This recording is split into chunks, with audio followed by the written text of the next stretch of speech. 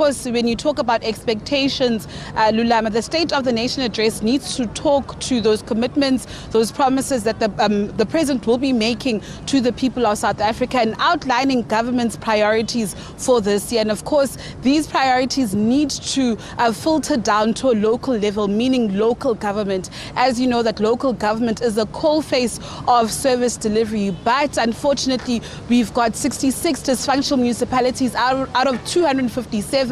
You've got 44 or over 40, I stand to be corrected, where government has actually intervened and actually has placed these municipalities, under administration. Last year, the commitment from the President was that the GNU government would, for 5 years, prioritize, local government and ensure that capable people are actually put, in places of local government to ensure that people actually get service delivery. Remember, service delivery is not a favor to the people of South Africa. People must get services on the ground. But to speak to this further, we're joined by our political analyst, Ms. Kim Silberman. Kim, thank you so much for joining us in SABC News. I think we were having interesting conversations about local government. I mean, this State of the Nation address, at the end of the day, needs to filter to the ordinary person on the ground, to ugogo, to mfana seskoleni. And it's very unfortunate that you've got 66 dysfunctional municipalities and 44 that are actually put under administration.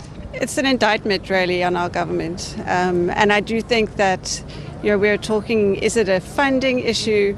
And how does one fix it? It's not so much a funding issue. And for, I think, the last 15 years, it's really been about maladministration and lack of skill at a local government level. So there has been an inability, really, to spend the funds that have been allocated to local government, especially on infrastructure. Every year, there's an unspent budget or budget that was meant for infrastructure spent on other things. And that's really because you haven't had the kind of skills that you need employed in a civil servant capacity to serve us as residents. So I think instead of looking at it as a funding issue, it is much more a governance issue. I think another interesting point is recently National Treasury has embarked on a fiscal consolidation drive, and as somebody in the asset management industry, we invest money on behalf of, for example, Eskom Pension Fund. It's good news. Government is more likely to pay us back if they're consolidating.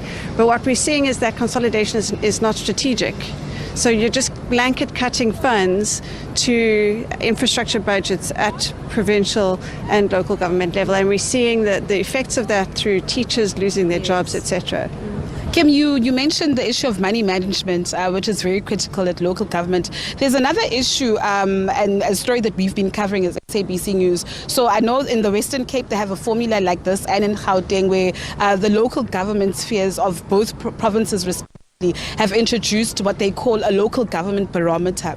So this is to monitor what actually happens in local government, the worst performing municipalities, the best performing municipalities, issues around transparency, tenders. Do you think this is a good system that is put in place to actually monitor these municipalities, and also an important issue to hold various officials accountable? Time and time again we hear that yes, government will be holding those officials accountable, but nothing then happens.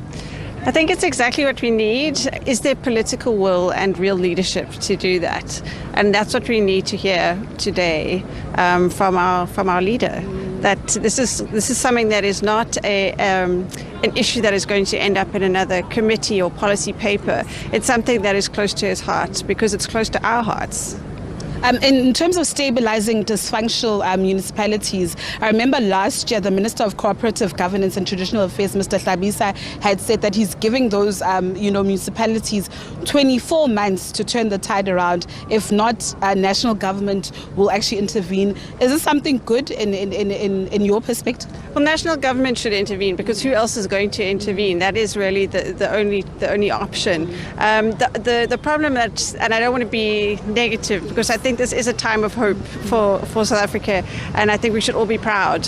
But this is a problem that's, as I said, been going for decades, and National Treasury has put municipalities under various payment schemes, threatened not to hand out their budget, has changed the way in which budgets are provided to provinces and municipalities. So from that perspective, National Treasury's intervention, what we really do need much more political clout, because those things, these are not new interventions. Lastly, Kim, is it not concerning that you have councillors, some councillors in council that cannot read or write? So if, for instance, if I come from a certain ward in Johannesburg, my elected councillor cannot go even represent or articulate our issues as a community.